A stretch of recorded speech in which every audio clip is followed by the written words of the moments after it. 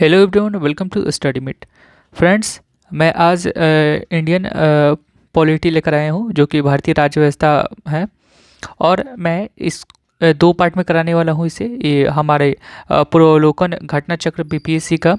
ये जितने भी हमारे बीपीएससी टीआर 1 और टीआर 2 में पूछे गए थे, टीआर 3 में भी पूछे गए थे, वो वो यहीं से पूछे गए थे। हमारे बीपीएससी घटना चक्र से पूछे गए थे, क्वेश्चन सारे यहीं से उठाए गए थे। तो फ्रेंड्स, मैं इसे कराने वाला हूँ, दो पार्ट में कराने वाला हूँ। एक पार्ट में हमारा 150 क्वेश्चन होंगे और दूसरे पार्ट में भी 150 क्वेश्चन होंगे। फ्रेंड्स, अगर मेरे चैनल पे आप न्यू विजिट कर रहे हैं तो चैनल को सब्सक्राइब कर लीजिएगा और बेल आइकन को प्रेस कर लीजिएगा ताकि आपको कोई भी वीडियो है मैं जब डालूँ तो आपको समय से मिल जाए और आप मिस ना कर पाएँ। और डिस्क्रिप्शन में हमारे टेलीग्राम और व्हाट्सएप ग्रुप लिंक का भी लिंक दिया हुआ है, आप उससे जुड़ सकते हैं। वहाँ पे कोई भी नोटिफिकेशन आपको दिया जाता है, कोई भी एग्ज़ाम बिहार गवर्नमेंट से जुड़ा हुआ आता है तो हम नोटिफिकेशन वहाँ पे सबसे पहले देते हैं फ्रेंड्स। तो आप कृपया करके आप जुड़ जाइएगा टेलीग्राम चैनल से हमारे, और व्हाट्सएप से भी जुड़ जाइएगा। वहाँ पर कोई भी क्वेरी हो आपको तो आप हमसे पूछ सकते हैं कोई भी एग्ज़ाम का। तो फ्रेंड्स, चलिए देर ना करते हुए मैं स्टार्ट करता हूँ पॉलिटी का। बहुत सारे लोगों का कहना था, मैसेज में आया था कि सर इंडियन पॉलिटी लाइए, भारतीय राज्य व्यवस्था का वीडियो लाइए। तो मैं आज लेकर आया हूँ फ्रेंड्स। तो आप लोग कमेंट में ज़रूर लिखें और मैं आगे क्या लाऊं, जो आप बोलेंगे मैं उसका लाऊंगा फ्रेंड्स, इसमें कोई डाउट नहीं है। चलिए हम आगे बढ़ते हैं फ्रेंड्स, देर ना करते हुए। फर्स्ट क्वेश्चन है मेरा संविधान को। फ्रेंड्स, फर्स्ट मेरा क्वेश्चन है, संविधान को 26 जनवरी के दिन लागू करने का निर्णय इसलिए किया गया क्योंकि कांग्रेस ने इस तिथि को 1930 में स्वतंत्रता दिवस के रूप में मनाया था। तो ऑप्शन हमारा क्या हो जाएगा? ई हो जाएगा। संविधान को 26 जनवरी के दिन लागू करने का निर्णय इसलिए किया गया क्योंकि कांग्रेस ने इस तिथि को 1930 में स्वतंत्रता दिवस के रूप में मनाया था। ऑप्शन हमारा ए हो जाएगा। क्वेश्चन है, भारतीय संविधान को बनाने में कितना समय लगा था? तो ये तो बहुत ही हमारा वीवीआई क्वेश्चन है हमारा।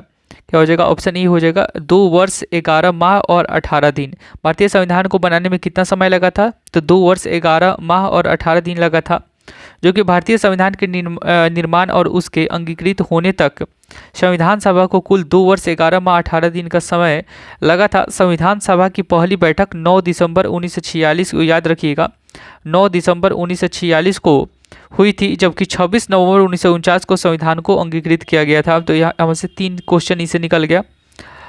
जो है 26 जनवरी पूछा जाएगा संविधान को कब अंगीकृत किया गया था, तो 26 नवंबर 1949 को अंगीकृत किया गया था। तो ऑप्शन हो जाएगा हमारा फ्रेंड्स दो का ये हो जाएगा, 2 वर्ष 11 माह और 18 दिन हो जाएगा संविधान बनाने में समय लगा था।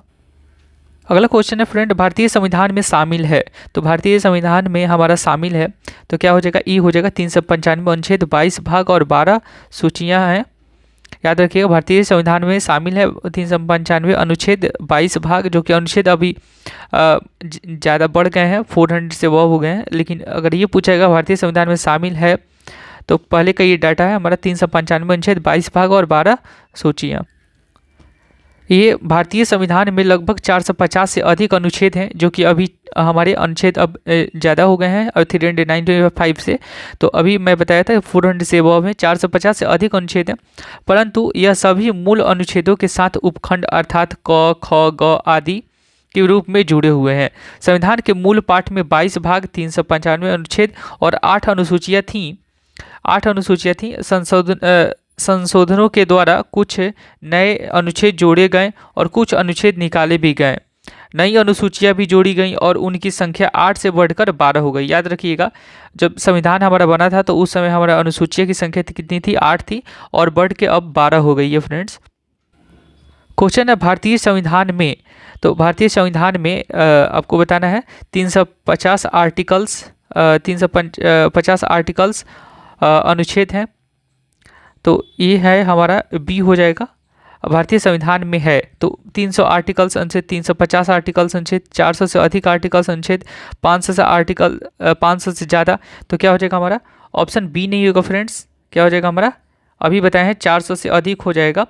ऑप्शन हमारा सी हो जाएगा। 400 से अधिक आर्टिकल्स अनुच्छेद है, जो कि 450 से भी क, ख, ग ऐसे करके हैं हमारे।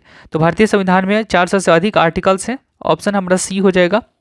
अगला क्वेश्चन है फ्रेंड, भारत के संविधान में वर्तमान में शामिल है, भारत के संविधान में वर्तमान में शामिल है क्या? तो 5 का आंसर क्या हो जाएगा हमारा? इसका ऑप्शन हमारा नहीं दिया हुआ है, इसमें आंसर दिया ही नहीं है, भारत के संविधान में वर्तमान में शामिल है। तो 295 धाराएं, 295, 444 धाराएं, 301, इसमें से कोई नहीं होगा। उपयुक्त प्रश्न की व्याख्या देखें, इसमें से हमारा ये बीपीएससी ने इसका क्वेश्चन माना नहीं है, इसे स्टार्ट किया है इसको। क्वेश्चन है फ्रेंड हमारा, मिलान करें संघीय सूची और राज्य सूची, समवर्ती सूची, इस कौन से प्रविष्टियां हैं हमारे? तो 6 का आंसर क्या हो जाएगा हमारा? इसका हो जाएगा संघीय सूची का 97 प्रविष्टियां हैं। उसके बाद से हमारे सेकंड का हो जाएगा राज्य सूची, राज्य सूची का हो जाएगा फ्रेंड्स हमारा 66 प्रविष्टियां हैं। और समवर्ती सूची में कितनी है? तो ये हमारे 47 हैं। ठीक है फ्रेंड्स, तो याद रखिएगा, संघीय सूची में 97 प्रविष्टियां हैं और राज्य सूची में 66 और समवर्ती सूची में 47। ऑप्शन हमारा बी हो जाएगा, ए सी बी। 1 का ए और बी का सेकंड का फर्स्ट का हमारा ई हो जाएगा फ्रेंड्स, सेकंड का हमारा क्या हो जाएगा? सी हो जाएगा और थर्ड का बी हो जाएगा। जो कि आपको दिखाता हूँ, संघीय सूची जो है 97 प्रविष्टियाँ हैं, राज्य सूची में 66 प्रविष्टियाँ हैं और समवर्ती सूची में 47 प्रविष्टियाँ हैं। वर्तमान में गणना अनुसार 98 है और वर्तमान में गणना अनुसार 59 है राज्य सूची, और समवर्ती सूची जो है 47 प्रविष्टियाँ थी, वर्तमान में गणना अनुसार 52 है। याद रखिएगा। क्वेश्चन फ्रेंड, निम्न शब्दों पर विचार करो। तो क्या है हमारा? सही शब्दों को विचारानुसार क्रम दीजिए, पहले क्या होगा, पहले क्या होगा, उसके बाद बताना है। तो 7 का आंसर हमारा हो जाएगा, पहले ये हो जाएगा हमारा फर्स्ट हो जाएगा, उसके बाद से हमारा हो जाएगा सेकंड हो जाएगा, ये हो जाएगा सेकंड, उसके बाद से थर्ड ये हो जाएगा हमारा धर्मनिरपेक्ष, उसके बाद से हमारा लास्ट में बी जो है वो हमारा फोर्थ हो जाएगा। तो क्या हो जाएगा? सबसे पहले सार्वभौमिक, उसके बाद से समाजवादी, उसके बाद से धर्मनिरपेक्ष, उसके बाद से प्रजातांत्रिक हो जाएगा। ऑप्शन हमारा क्या हो जाएगा फ्रेंड्स? ई हो जाएगा, सी ए डी एवं बी। है कि भारतीय संविधान की प्रस्तावना में भारत को एक सार्वभौम, समाजवादी, धर्मनिरपेक्ष, प्रजातांत्रिक और गणतंत्र के रूप में घोषित किया गया है।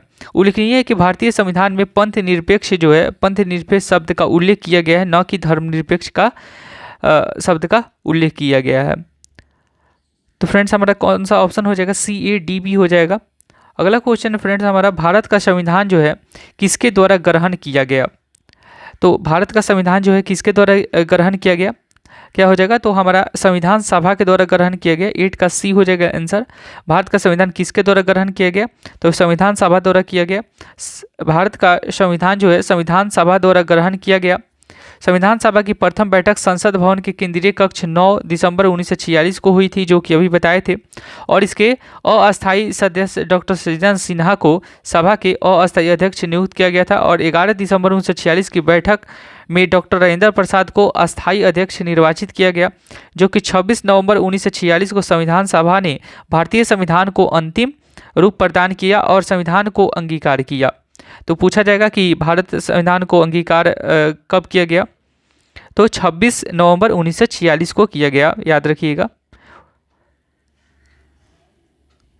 अगला क्वेश्चन है फ्रेंड हमारा, भारतीय संविधान सभा की प्रथम बैठक कब हुई थी? तो भारतीय सभा की प्रथम बैठक जो संविधान सभा की प्रथम बैठक जो हुई थी वो कब हुई थी फ्रेंड्स, बताइए। तो 9 दिसंबर 1946, याद रखिएगा, 9 दिसंबर 1946 को प्रथम बैठक हुई थी संविधान सभा की। क्वेश्चन है, स्वतंत्रता, समानता और भ्रातृत्व की प्रेरणा कहाँ से आई? तो ये फ्रेंड्स आंसर क्या हो जाएगा हमारा? आंसर हमारा हो जाएगा बी हो जाएगा, फ्रेंच क्रांति से। कहाँ से? फ्रांस से आई। स्वतंत्रता, समानता और भ्रातृत्व की प्रेरणा कहाँ से आई? तो फ्रांस से आई। 1789 में संपन्न फ्रांसीसी क्रांति निरंकुश अराजक राजतंत्र के विरुद्ध प्रतिक्रिया थी। इस क्रांति का सूत्र वाक्य स्वतंत्रता, समानता और भ्रातृत्व, स्वतंत्रता, समानता और भ्रातृत्व था। अगला क्वेश्चन है, क्वेश्चन है फ्रेंड, भारतीय संविधान के किस अनुच्छेद द्वारा अस्पृश्यता को समाप्त किया गया? तो ऑप्शन हमारा डी हो जाएगा अनुच्छेद 17। भारतीय संविधान के किस अनुच्छेद द्वारा अस्पृश्यता को समाप्त किया गया? तो अनुच्छेद 17 के द्वारा किया गया। अगला क्वेश्चन है हमारा, भारतीय संविधान में राज्य के नीति निर्देशक सिद्धांत की अवधारणा किस देश के संविधान से ली गई? तो फ्रेंड्स बताइए, 12 का क्या हो जाएगा? ई हो जाएगा, आयरलैंड से ली गई। भारतीय संविधान में राज्य नीति निर्देशक सिद्धांत आयरलैंड से ली गई फ्रेंड्स। अगला क्वेश्चन देख लीजिए, बता देता हूँ थोड़ा सा। ब्रिटेन जो है संसदीय सरकार, विधि का शासन, एकल नागरिकता, मंत्रिपरिषद, द्विसदनीय विधायिका, ये जो है हमारे ब्रिटेन से ली गई।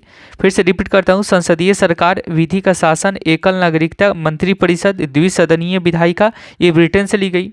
आयरलैंड से क्या क्या ली गई? तो राज्य के नीति निर्देशक सिद्धांत ली गई, राष्ट्रपति के निर्वाचन की प्रक्रिया और राष्ट्रपति के द्वारा राज्यसभा में सदस्यों का नामित किया जाना। ये कहाँ से? आयरलैंड से। राज्य के नीति निर्देशक सिद्धांत और राष्ट्रपति के निर्वाचन की प्रक्रिया, राष्ट्रपति के राज्यसभा के सदस्यों का नामित किया जाना, ये आयरलैंड से लिया गया। अमेरिका से क्या लिया गया? तो राष्ट्रपति पर महाभियोग, राष्ट्रपति उपराष्ट्रपति के कार्य, सर्वोच्च न्यायालय एवं उच्च न्यायालय के न्यायाधीश का हटाया जाना, मौलिक अधिकार, न्यायिक पुनर्विलोकन और न्यायालय की स्वतंत्रता और भारतीय संविधान की प्रस्तावना, ये हमारे संयुक्त राज्य अमेरिका से लिया गया। क्या क्या? तो राष्ट्रपति पर महाभियोग, राष्ट्रपति तथा उपराष्ट्रपति के कार्य, सर्वोच्च न्यायालय एवं उच्च न्यायालय के न्यायाधीश का हटाया जाना, मौलिक अधिकार, न्यायिक पुनर्विलोकन, न्यायालय की स्वतंत्रता, भारतीय संविधान की प्रस्तावना, ये सब हमारे अमेरिका से लिया गया फ्रेंड्स। कनाडा से क्या क्या लिया गया? तो परिसंघात्मक व्यवस्था, केंद्र में निहित अवशिष्ट शक्तियां, केंद्र द्वारा राज्यपालों की नियुक्ति, सर्वोच्च न्यायालय का सलाहकारी क्षेत्राधिकार। याद रखिएगा, कनाडा से क्या क्या लिया गया? तो परिसंघात्मक व्यवस्था, केंद्र में निहित अवशिष्ट शक्तियां, केंद्र द्वारा राज्यपालों की नियुक्ति, सर्वोच्च न्यायालय का सलाहकारी क्षेत्राधिकार, ये कनाडा से लिया गया फ्रेंड्स हमारे, ये जितने हैं। उसके बाद से ऑस्ट्रेलिया से क्या क्या लिया गया? तो ऑस्ट्रेलिया से क्या क्या लिया गया? देखिए, ये पूछता है ज़्यादा ऑस्ट्रेलिया का है। समवर्ती सूची, अनुच्छेद 108, संयुक्त सदन की बैठक, ये संयुक्त सदन की बैठक जो है वो ऑस्ट्रेलिया से लिया गया, जो कि अनुच्छेद 108 में संयुक्त सदन की बैठक जो है वह होता है। और समवर्ती सूची भी कहाँ से लिया गया? तो ऑस्ट्रेलिया से लिया गया। अगला है सोवियत संघ, सोवियत यूनियन मीन्स की रूस, वर्तमान में उसको रूस बोला जाता है। तो क्या क्या वहाँ से लिया गया? तो रूस से हमारा मौलिक कर्तव्य, प्रस्तावना में अभिव्यक्त सामाजिक और आर्थिक एवं राजनीतिक न्याय की अवधारणा। ठीक है, तो सोवियत संघ से क्या क्या लिया गया? मौलिक कर्तव्य लिया गया, प्रस्तावना में अभिव्यक्त सामाजिक और उसके बाद से आर्थिक एवं राजनीतिक न्याय की अवधारणा रूस से लिया गया। याद रखिएगा, तो मौलिक कर्तव्य जो है फ्रेंड्स हमारे ये रूस से लिया गया, और मौलिक अधिकार अगर पूछता है तो हमारा वह अमेरिका से लिया गया। याद रखिएगा, मौलिक कर्तव्य पूछे तो ये हमारे रूस से लिया गया, और मौलिक अधिकार पूछे तो हमारे अमेरिका से लिया गया है। अगला क्वेश्चन है क्वेश्चन इसमें से है फ्रांस से क्या क्या लिया गया? तो गणतंत्र का सिद्धांत लिया गया, समता लिया गया, स्वतंत्रता लिया गया तथा भाईचारे संबंधी विचार प्रस्तावना में अभिव्यक्त।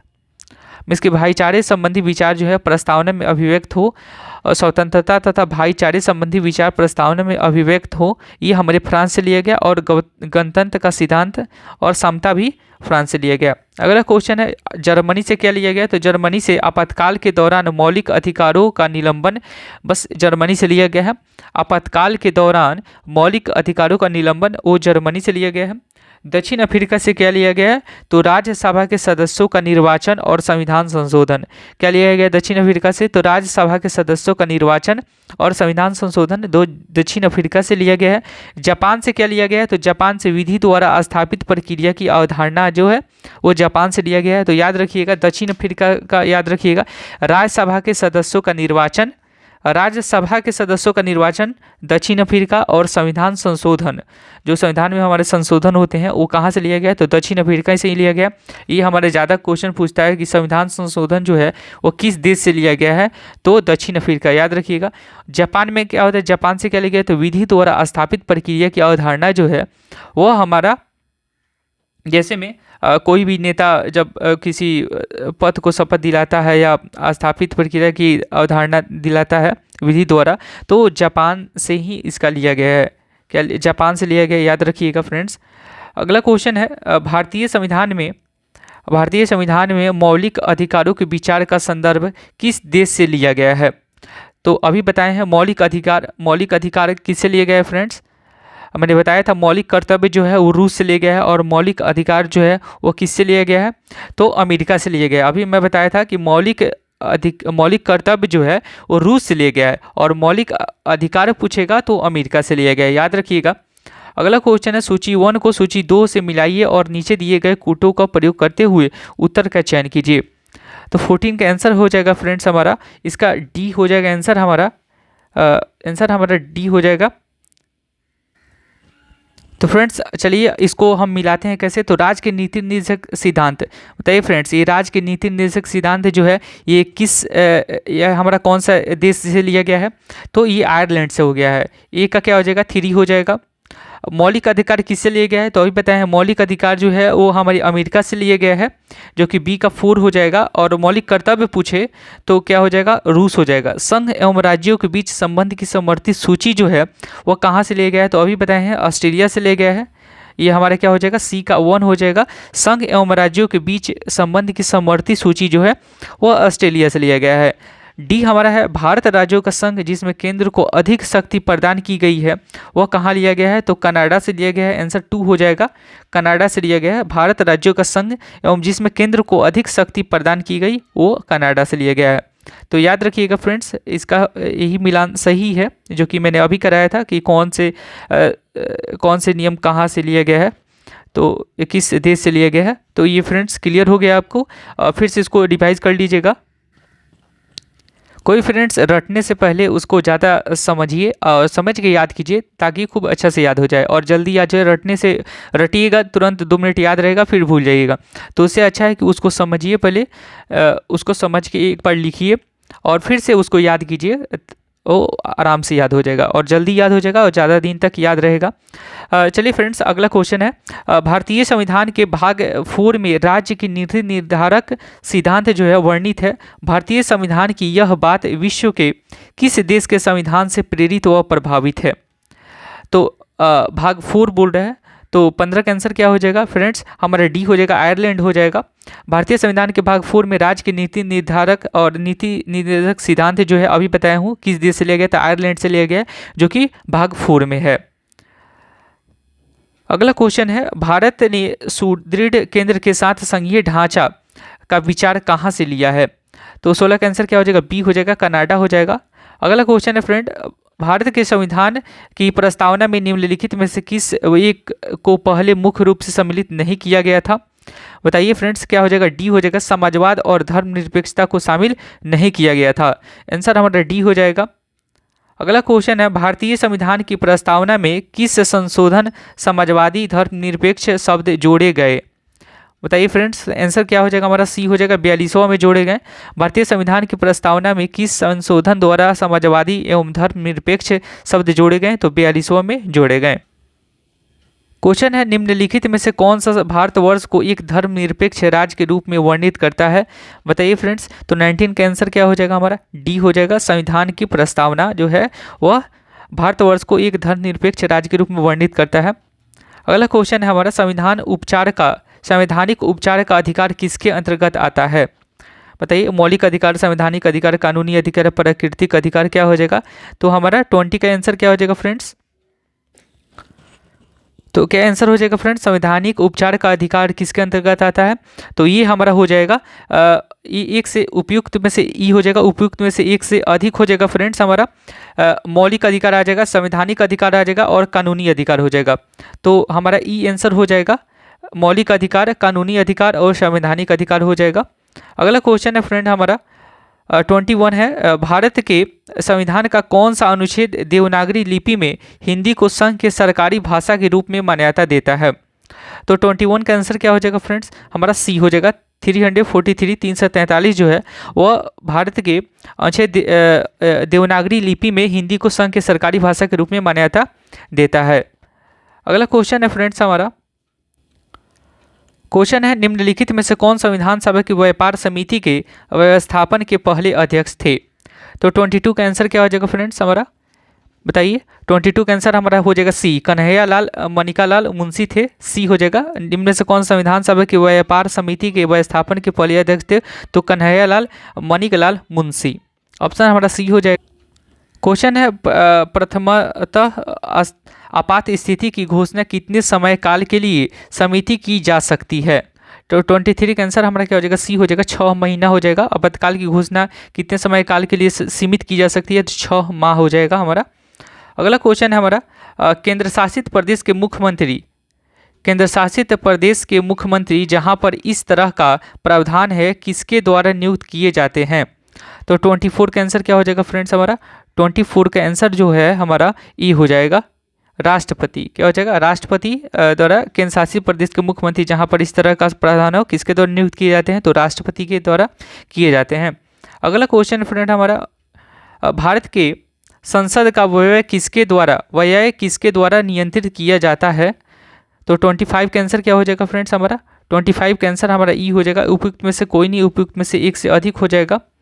तो आइए देखते हैं इसको। संसद भारत का सर्वोच्च विधायी निकाय है। भारतीय संसद में राष्ट्रपति तथा 2 सदन राज्यसभा और तथा लोकसभा लोगों का सदन होते हैं। राष्ट्रपति के पास संसद के दोनों सदनों में से किसी भी सदन को बुलाने या स्थगित करने अथवा लोकसभा भंग करने की शक्ति है। अतः भारत के संसद का व्यय संसद द्वारा ही नियंत्रित किया जाता है। तो क्या होगा? जो कि आंसर हमारा फ्रेंड्स हो जाएगा, उपयुक्त में से कोई नहीं।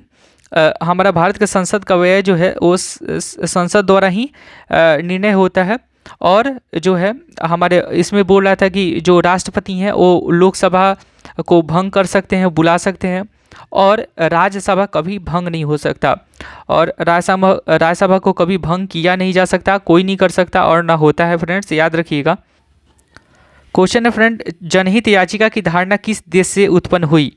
तो बोलिए फ्रेंड्स, आंसर क्या होगा हमारा? डी हो जाएगा, अमेरिकी गणराज्य यूएसए से हुई। जनहित याचिका की धारणा किस देश से उत्पन्न हुई? तो अमेरिकी गणराज्य से हुई। क्वेश्चन है फ्रेंड हमारा, किसी व्यक्ति की अवैध हिरासत के खिलाफ निम्नलिखित में कौन सी रीट लागू होती है? तो 27 का आंसर क्या हो जाएगा? बताइए। ई हो जाएगा हमारा, बंदी प्रत्यक्षीकरण हो जाएगा। क्या हो जाएगा? बंदी प्रत्यक्षीकरण हो जाएगा। किसी व्यक्ति की अवैध हिरासत के खिलाफ निम्नलिखित में से कौन सी रीट लागू होती है? तो बंदी प्रत्यक्षीकरण आंसर हो जाएगा। संवैधानिक प्रावधान के संशोधन का प्रावधान किस में दिया गया है? तो संवैधानिक प्रावधान के संशोधन का प्रावधान जो है वो हमारे भाग 20 और अनुच्छेद 368 में दिया गया है। ऑप्शन हमारा सी हो जाएगा। संवैधानिक संशोधन प्रक्रिया को परिभाषित करने के लिए भारत के संविधान के भाग 20 के अनुच्छेद भाग 20 और अनुच्छेद 368 में 3 प्रकार के संशोधन प्रदान किए गए हैं। फर्स्ट है हमारा साधारण बहुमत द्वारा, सेकंड है संसद के विशेष बहुमत से, और थर्ड जो है संसद के विशेष बहुमत के साथ साथ कम से कम आधे राज्यों के विधानमंडलों के अनुमोदन से। ये हमारा संवैधानिक संशोधन प्रक्रिया हो सकता है, साधारण बहुमत से भी हो सकता है, संसद के विशेष बहुमत से भी हो सकता है, और संसद के विशेष बहुमत के साथ साथ कम से कम आधे राज्यों के विधानमंडलों के अनुमोदन से। क्वेश्चन है, भारतवर्ष की रक्षा बल के सुप्रीम कमांडर होते हैं? तो भारत के राष्ट्रपति होते हैं, याद रखिएगा। बी ऑप्शन हो जाएगा फ्रेंड्स हमारा। अगला क्वेश्चन है, भारतीय संविधान की प्रस्तावना में समाजवादी शब्द किस संशोधन के तहत जोड़ा गया है? तो क्या आंसर हो जाएगा? ये आंसर हो जाएगा हमारा 42वां संशोधन, इसी के द्वारा जोड़ा गया है। अगला क्वेश्चन है, सिक्किम भारतीय संघ का पूर्ण राज्य जो है बन गया? तो सिक्किम राज्य संघ का पूर्ण राज्य कब बन गया फ्रेंड्स, बताइए। तो ये कब बना? ये 1975 में बन गया। सिक्किम भारतीय संघ का पूर्ण राज्य बन गया 1975 में। भारतीय संविधान के 36वें संशोधन अधिनियम 1975 के तहत, याद रखिएगा, सिक्किम भारत का 22वां राज्य बना। जो सिक्किम जो राज्य बना वो 22वां बना 36वें संविधान संशोधन के तहत। और सिक्किम ने 26 अप्रैल 1975 भारत के संविधान संशोधन अधिनियम 1975 के माध्यम से भारत के संविधान के अनुसार 371 के एफ के तहत राज्य के विशेष प्रावधान के साथ भारतीय संघ का पूर्ण राज्य बनने का विकल्प चुना। तो इससे भी क्वेश्चन आ सकता है। 21वें संशोधन में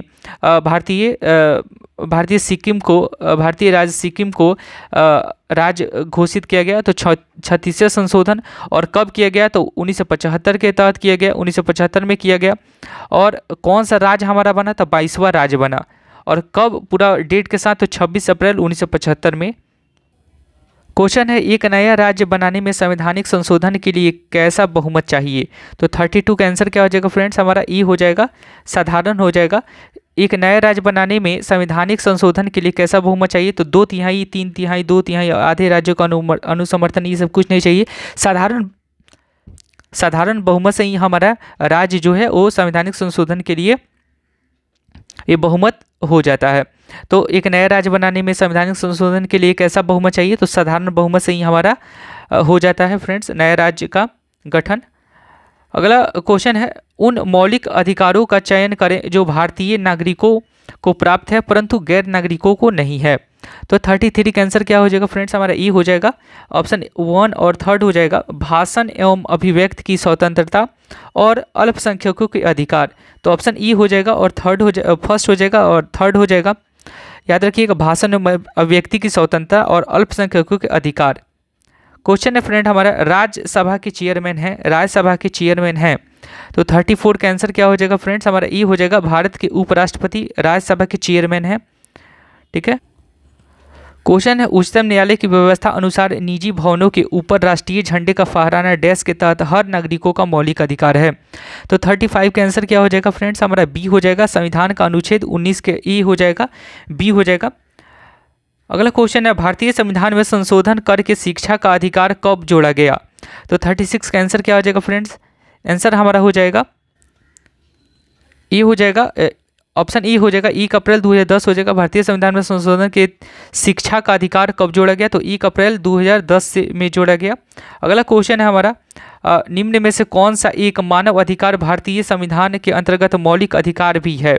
तो 37 का आंसर क्या हो जाएगा फ्रेंड्स? हमारा इसका आंसर हमारा दिया है, स्टार माना है ये बीपीएससी ने। निम्न में से कौन से एक मानव अधिकार भारतीय संविधान के अंतर्गत मौलिक अधिकार भी है? सूचना का अधिकार, काम का अधिकार, शिक्षा का अधिकार, मकान का अधिकार, ये सब नहीं है। भारतीय संविधान के अनुच्छेद 19 क के अनुसार सभी नागरिकों का वाक स्वतंत्रता और अभिव्यक्ति स्वतंत्रता का अधिकार प्राप्त है। सूचना का अधिकार अभिव्यक्ति अधिकार में निहित है, अतः यह मूल अधिकार है। इसके साथ ही सूचना का अधिकार जो है वो मानव अधिकार भी है। शिक्षा का अधिकार भी 86वें संशोधन अधिनियम द्वारा मूल अधिकार है। इस प्रकार विकल्प ई और सी दोनों सही हैं। इसमें से स्टार लगाया है बीपीएससी ने, लेकिन यह हमारा सूचना का अधिकार भी हो सकता है और शिक्षा का अधिकार भी हो सकता है। तो ई हो जाएगा और सी हो जाएगा। तो यहाँ पे ई में लिख लीजिए बोथ हो जाएगा, बोथ ए एंड सी, ये हो जाएगा हमारा। इनमें से कौन सा एक मानव अधिकार भारतीय संविधान के अंतर्गत मौलिक अधिकार भी है? तो ई एंड सी हो जाएगा हमारा, बोथ ई एंड सी, सूचना का अधिकार, शिक्षा का अधिकार। क्वेश्चन है फ्रेंड, निम्नलिखित में से किसे भारतीय संविधान की आत्मा साउल कहा जाता है? तो संविधान की प्रस्तावना को कहा जाता है। भारतीय संविधान की आत्मा संविधान की प्रस्तावना को कहा जाता है फ्रेंड्स, याद रखिएगा, ऑप्शन सी हो। क्वेश्चन है, मौलिक अधिकारों की सूची में से संपत्ति का अधिकार किसके शासनकाल में निकाल दिया गया था?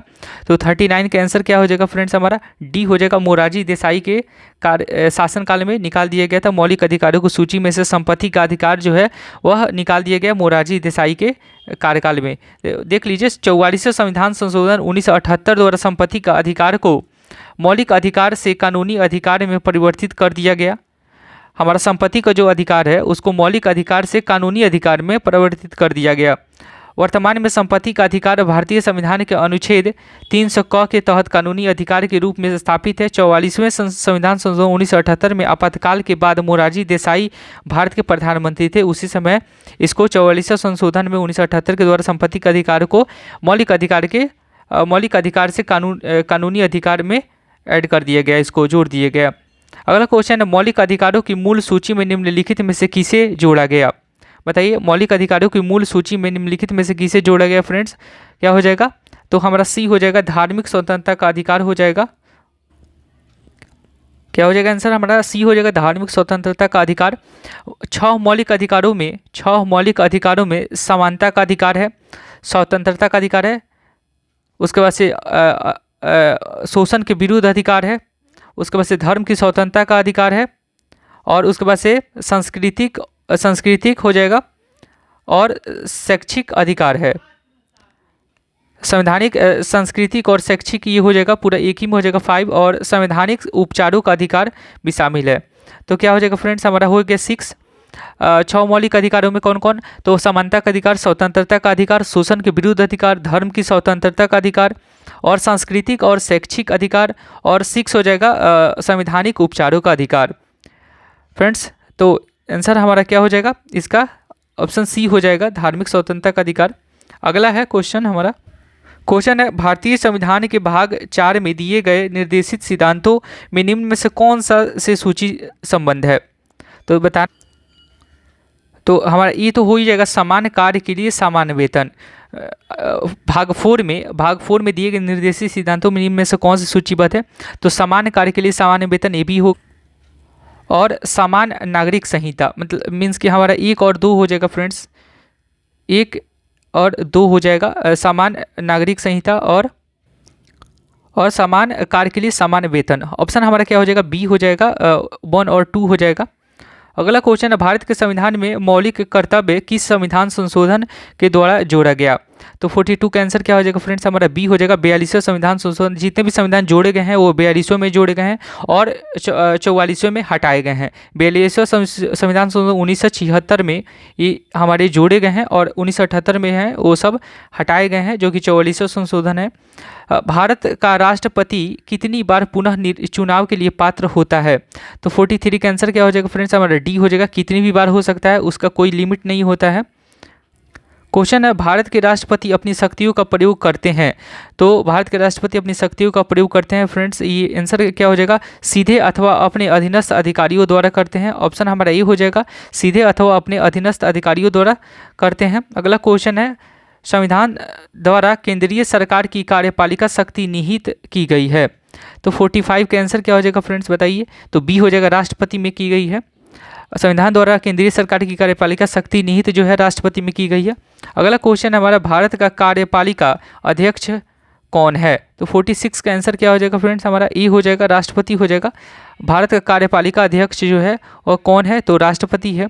अगला क्वेश्चन है भारत के राष्ट्रपति के संदर्भ में निम्नलिखित कथनों पर विचार करें, तो 47 का आंसर क्या हो जाएगा, हमारा बी हो जाएगा, राष्ट्रपति अपने बी हो जाएगा, केवल 1 और 2 हो जाएगा। भारत के संविधान के अनुच्छेद 53 में उल्लेख है कि संघ की कार्यकारी शक्ति जो है वो राष्ट्रपति में निहित होगी, तो ये सही है हमारा। बी जो है राष्ट्रपति अपने पद पर आसीन होने के बाद 5 वर्ष के लिए पद ग्रहण करेंगे, ये भी सही है, दोनों हमारा सही है, ई और बी हो जाएगा। क्वेश्चन है यदि राष्ट्रपति एवं उपराष्ट्रपति का पद खाली हो तो भारत के राष्ट्रपति के पद पर कौन होता है। फ्रेंड्स बहुत ही अच्छा क्वेश्चन है 48 का, यदि राष्ट्रपति एवं उपराष्ट्रपति का पद खाली हो तो भारत के राष्ट्रपति के पद पर कौन होता है बताइए फ्रेंड्स, तो हमारा भारत के मुख्य न्यायाधीश होते हैं, ऑप्शन बी हो जाएगा, भारत के मुख्य न्यायाधीश होते हैं, भारत के राष्ट्रपति अगर नहीं हो उस समय। तो यदि भारत के राष्ट्रपति का पद खाली है तो उपराष्ट्रपति तथा भारत के मुख्य न्यायाधीश उपलब्ध नहीं है तो भारत का राष्ट्रपति किसे नियुक्त किया जाएगा, तो 49 का आंसर क्या हो जाएगा फ्रेंड्स, हमारा सी हो जाएगा, सुप्रीम कोर्ट के वरिष्ठ न्यायाधीश। क्या हो जाएगा, सुप्रीम कोर्ट के वरिष्ठ न्यायाधीश को यहाँ पे राष्ट्रपति के से नियुक्त राष्ट्रपति नियुक्त किया जाएगा। तो फ्रेंड्स ऑप्शन हमारा क्या हो जाएगा, सी हो जाएगा, भारत के सुप्रीम कोर्ट के वरिष्ठ न्यायाधीश। अगला क्वेश्चन, श्रीमती प्रतिभा पाटिल को भारतीय गणतंत्र के राष्ट्रपति के रूप में क्रम क्या है, तो 50वां का आंसर फ्रेंड्स क्या हो जाएगा, हमारा 50 का आंसर हमारा सी हो जाएगा, 12वां हो जाएगा। क्वेश्चन है एक विधेयक जो संसद में प्रस्तुत किया जाता है कौन सा क्रिया के बाद अधिनियम बन जाता है, तो 51 का फ्रेंड्स आंसर क्या हो जाएगा, हमारा बी हो जाएगा, जब राष्ट्रपति अपनी सहमति दे देता है तो वह कानून हमारा बन जाता है। अगला क्वेश्चन है 2022 के भारत के 16वें उपराष्ट्रपति चुनाव के लिए निर्वाचक मंडल में कितने सदस्य हैं, तो 52 का आंसर क्या हो जाएगा फ्रेंड्स, हमारा बी हो जाएगा, 788 788 है। 2022 के भारत के 16वें उपराष्ट्रपति चुनाव के लिए निर्वाचक मंडल में कितने सदस्य हैं उस समय थे, तो 52 का आंसर क्या हो जाएगा, 788। 16वें उपराष्ट्रपति निर्वाचन हेतु निर्वाचक मंडल में शामिल सदस्य जो थे वह राज्यसभा के 233 निर्वाचित, राज्यसभा के 12 मनोनीत सदस्य और लोकसभा के 543 निर्वाचित सदस्य। यह दोनों सदनों को मिलाकर बनी निर्वाचक मंडल में शामिल कुल सदस्य 788 थे। अगला क्वेश्चन है, श्री मोहम्मद हामिद अंसारी का भारत के उपराष्ट्रपति के रूप में क्रमांक है। तो 53 का आंसर क्या हो जाएगा फ्रेंड्स, हमारा सी हो जाएगा, 12वां हो जाएगा। श्री मोहम्मद हामिद अंसारी का भारत के उपराष्ट्रपति के रूप में क्रमांक 12वें था। अगला क्वेश्चन है, एक गैर सदस्य के रूप में संसद के किसी एक सदन की कार्यवाही में भाग ले सकता है। तो 57 का आंसर क्या हो जाएगा, सी हो जाएगा, महान्यवादी। क्या हो जाएगा, सी हो जाएगा, महान्यवादी। अगला क्वेश्चन है, भारत में न्यायिक पुनर्विलोकन का आधार है। तो 58 का आंसर क्या हो जाएगा फ्रेंड्स, हमारा बी हो जाएगा, कानून द्वारा स्थापित प्रक्रिया। ऑप्शन बी हो जाएगा। भारत में न्यायिक पुनर्विलोकन का आधार है कानून द्वारा स्थापित प्रक्रिया। क्वेश्चन, भारत के राष्ट्रपति के चुनाव मंडल में कौन कौन सम्मिलित होते हैं। तो 59 का आंसर क्या हो जाएगा फ्रेंड्स, हमारा डी हो जाएगा, संसद के दोनों सदनों के सभी निर्वाचित सदस्य एवं राज्य विधानसभाओं के सभी निर्वाचित सदस्य। ऑप्शन हमारा डी हो जाएगा। भारत के राष्ट्रपति के चुनाव मंडल में कौन कौन सम्मिलित होते हैं। तो संसद के दोनों सदनों के सभी निर्वाचित सदस्य एवं राज्य विधानसभाओं के सभी निर्वाचित सदस्य होते हैं। संविधान अनुच्छेद 54 राष्ट्रपति के निर्वाचक मंडल के सदस्यों का प्रावधान करता है, जिसमें निम्नलिखित सदस्य होते हैं।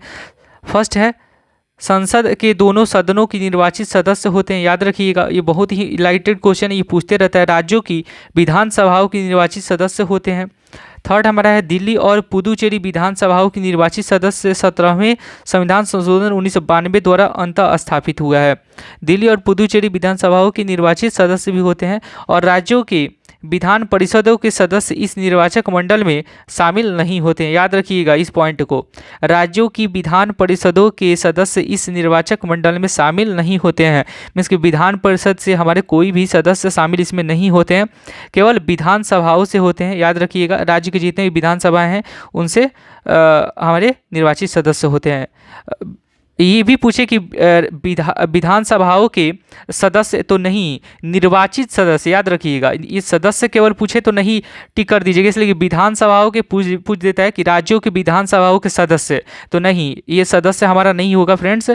ये होगा तो पूरे होगा निर्वाचित सदस्य में, इसकी चुने जाते हैं निर्वाचित सदस्य, वहाँ के विधानसभाओं की निर्वाचित सदस्य। याद रखिएगा, बहुत ही वीवीआई है। सदनों के सदस्य नहीं, ये भी संसद सदनों के निर्वाचित सदस्य, मतलब संसद के सदस्य नहीं, निर्वाचित सदस्य जो चुने गए हैं वो होगा। तो ऑप्शन हमारा क्या हो जाएगा फ्रेंड्स, हमारा ऑप्शन क्या हो जाएगा हमारा, ये डी हो जाएगा, संसद के दोनों सदनों के सभी निर्वाचित सदस्य एवं राज्य विधानसभाओं के सभी निर्वाचित सदस्य। एक नोट है फ्रेंड्स, राष्ट्रपति की निर्वाचक मंडल में जम्मू और कश्मीर संघ राज्य क्षेत्र की विधानसभा के निर्वाचित सदस्यों को अभी शामिल नहीं किया गया है। याद रखिएगा इस बात को फ्रेंड्स। अगला क्वेश्चन है, भारत में राष्ट्रपति का चुनाव किया जाता है। तो भारत में राष्ट्रपति का चुनाव किया जाता है राज्यसभा द्वारा, राज्य की जनता द्वारा, संसद के दोनों सदनों के सदस्य द्वारा, संसद एवं राज्य विधानसभाओं द्वारा। तो इसका ऑप्शन बीपीसी ने स्टार लगाया है। इनमें से अधिक इनमें से कोई नहीं, ये सब कुछ नहीं है, स्टार इसे लगा के छोड़ दिया है बीपीएससी ने। तो इसको फ्रेंड्स, भारत में राष्ट्रपति का चुनाव किया जाता है। भारत में राष्ट्रपति का चुनाव जो है किस तरह से किया जाता है वो बता रहा है, क्वेश्चन स्पष्ट नहीं है। क्वेश्चन है फ्रेंड, हमारा संसद के संयुक्त सत्र की अध्यक्षता कौन करता है। तो बताइए, ये बहुत ही हमारा लाइटेड क्वेश्चन है। 61 का सी हो जाएगा, लोकसभा का अध्यक्ष जो है वो हमारे संसद के संयुक्त सत्र की अध्यक्षता करता है। और एक फ्रेंड्स, एक बात और जान लीजिएगा, संसद के संयुक्त सत्र की अध्यक्षता जो है वह तो लोकसभा का अध्यक्ष करता है, लेकिन ऐसे पूछ दे कि संसद के संयुक्त सत्र की अध्यक्षता जो है बुलाता कौन है, तो हमारे राष्ट्रपति बुलाते हैं। ये याद रखिएगा कि संसद के संयुक्त सत्र की अध्यक्षता कौन करता है, तो लोकसभा के अध्यक्ष करते हैं, लेकिन इसको बुलाता कौन है, तो हमारे राष्ट्रपति बुलाते हैं। याद रखिएगा, संविधान के अनुच्छेद 118(4) के अनुसार संसद के दोनों सदनों की संयुक्त बैठक की अध्यक्षता लोकसभा का अध्यक्ष स्पीकर करता है, और बुलाता कौन है, तो राष्ट्रपति बुलाते हैं। याद रखिएगा। क्वेश्चन है, पंचायती राज को किस संवैधानिक संशोधन के आधार पर संवैधानिक दर्जा प्रदान किया गया। तो आंसर हमारा हो जाएगा बी हो जाएगा, 73वां संविधान संशोधन हो जाएगा। पंचायती राज को किस संवैधानिक संशोधन के आधार पर संवैधानिक दर्जा प्रदान किया गया? तो 73वां संविधान संशोधन 1992 हो जाएगा फ्रेंड्स हमारा। 73वें संविधान संशोधन 1992 में 24 अप्रैल 1993 से प्रभावी के द्वारा संविधान सभा में भाग 9 11वीं अनुसूची जोड़कर पंचायती राज संस्थाओं को संवैधानिक दर्जा प्रदान किया गया। तो याद रखिएगा किस सूची के अनुसूची के द्वारा जोड़कर, तो हमारे भाग 9 एवं 11वीं अनुसूची जोड़कर पंचायती राज संस्थाओं को संवैधानिक दर्जा प्रदान किया गया। याद रखिएगा। अगला क्वेश्चन है, भारत में महिलाओं के लिए किस राजनीतिक संस्था में स्थान आरक्षित है? तो 63 का आंसर क्या हो जाएगा फ्रेंड्स हमारा? ई हो जाएगा, पंचायती राज हो जाएगा। भारत में महिलाओं के लिए किस राजनीतिक संस्थाओं में स्थान आरक्षित है? तो हमारा ऑप्शन क्या हो जाएगा? ई हो जाएगा, पंचायती राज। क्वेश्चन है, व्यवस्थापिका के रिक्त स्थान की पूर्ति के लिए होने वाले विशेष चुनाव को कहते हैं? तो 64 का आंसर क्या हो जाएगा फ्रेंड्स हमारा? 64 का आंसर हमारा बी हो जाएगा, उपचुनाव हो जाएगा। व्यवस्थापिका के रिक्त स्थान की पूर्ति के लिए होने वाले विशेष चुनाव को कहते हैं उपचुनाव कहते हैं। अगला क्वेश्चन है हमारा, वर्तमान में सर्वोच्च न्यायालय के न्यायाधीशों की संख्या है? तो वर्तमान में सर्वोच्च न्यायालय के न्यायाधीशों की संख्या कितनी है फ्रेंड्स हमारा? 65 का ई हो जाएगा हमारा, उपयुक्त में से एक से अधिक, उपयुक्त में से कोई नहीं। तो आइए देखते हैं, सर्वोच्च न्यायालय न्यायाधीशों की संख्या जो है संशोधन अधिनियम 2019 के तहत सर्वोच्च न्यायालय में मुख्य न्यायाधीश के अतिरिक्त न्यायाधीशों की संख्या को 30 से बढ़ाकर 33 कर दिया गया है। इस प्रकार वर्तमान में मुख्य न्यायाधीश सहित सर्वोच्च न्यायालय में न्यायाधीशों की कुल संख्या जो है 33 + 1 34 है, जो कि ऑप्शन में हमारा नहीं दिया है, तो लिख लीजिएगा ई का हो जाएगा 34। अगला क्वेश्चन है हमारा, सामुदायिक विकास कार्यक्रम प्रारंभ हुआ, तो ये कब हुआ? तो ये हमारे 2 अक्टूबर 1952 में हुआ। सामुदायिक विकास कार्यक्रम प्रारंभ हुआ 2 अक्टूबर 1952 में, याद रखिएगा फ्रेंड्स हमारा।